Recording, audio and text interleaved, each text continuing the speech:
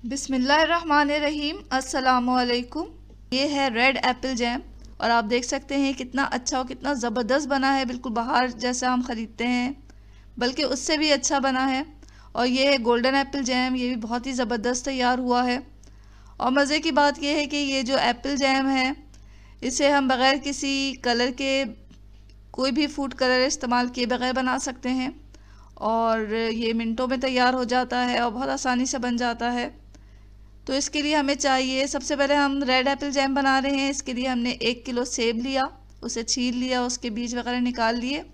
और हमने एक दरमियाने साइज़ का चुकंदर लिया, उसको आधा हम इस्तेमाल करेंगे। इसको भी, चुकंदर को भी हमने छील कर टुकड़े करके सेब के साथ ही रखा और फ़ौरन ही इसमें हमने 1 कप पानी डाला और इसे मीडियम फ्लेम पर चढ़ा दिया है।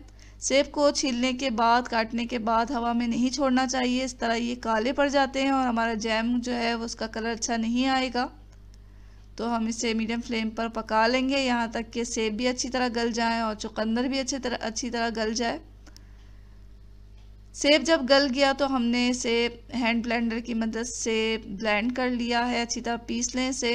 आप चाहें तो ग्राइंडर के जग में भी पीस सकते हैं। तो देखें कितना ज़बरदस्त इसका कलर हो गया है। तो जब हम इसे चीनी के साथ पकाएंगे तो इसका कलर और डार्क होगा। इसमें 2 कप चीनी डालें, अच्छी तरह इसे मिक्स कर लें और फिर अब हमें इसे मीडियम फ्लेम पर चढ़ा देना है और मुसलसल चमचे चलाते हुए हम इसे पकाएंगे मीडियम फ्लेम पर। मीडियम फ्लेम पर जो है ये 7 से 10 मिनट में अच्छा खासा गाढ़ा हो जाता है।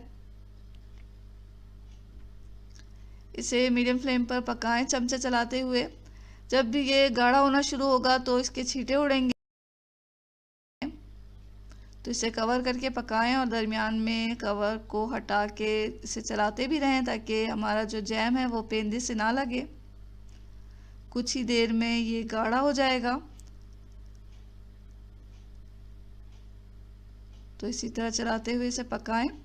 जब ये अच्छा खासा गाढ़ा हो गया तो अब हम इसमें नींबू का रस डालेंगे। 2 या 1 नींबू का रस लें और उसे, उसमें से बीज वगैरह हटा लें और इस जैम में डाल दें।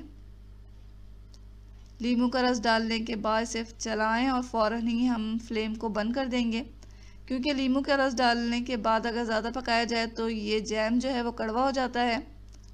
आप देख सकते हैं कि नींबू का रस डालने से इसकी चमक और बढ़ गई है। नींबू का रस डालने से ना सिर्फ इसका जायका अच्छा हो जाता है बल्कि इसकी शेल्फ़ लाइफ भी बढ़ जाती है। इसके अलावा नींबू का रस जो है वो जैम में चीनी को क्रिस्टलाइज होने से बचाता है। तो ये रेड एप्पल जैम तैयार हो चुका है। अब हम गोल्डन एप्पल जैम बनाएंगे।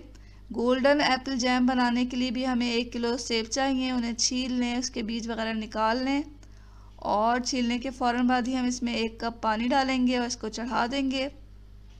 मीडियम फ्लेम पर इसे पकाएं कवर करके, यहाँ तक कि एप्पल हमारे गल जाएं।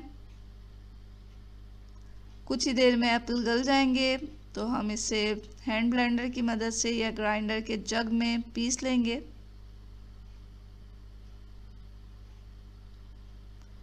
यहाँ देख सकते हैं आपके एप्पल का कलर कितना गोल्डन है और ये बिल्कुल काला नहीं हुआ है, क्योंकि हमने इसे फ़ौरन छीलने के फ़ौरन बाद ही पानी डालकर पकने के लिए रख दिया था। अगर हम इसे ऐसी हवा पे छोड़ देते तो ये काला हो जाता और हमारा जो जैम का कलर है वो इतना अच्छा नहीं आता।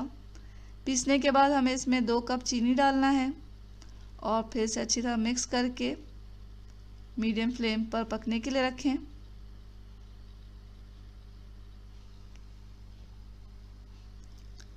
मीडियम फ्लेम पर हम इसे मुसलसल चमचे चलाते हुए पकाएंगे।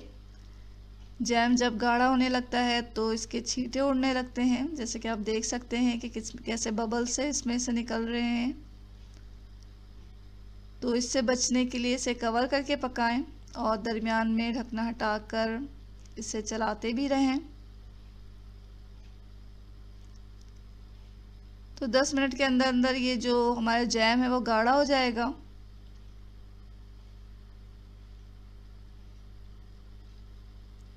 जब ये गाढ़ा हो गया तो हमने इसका जो फ्लेम है वो लो पे कर दिया और अब हम नींबू का रस निकालेंगे। 1 या 2 लीमू ले लें और उसका रस निकाल कर इसमें डालना है बीज के बगैर।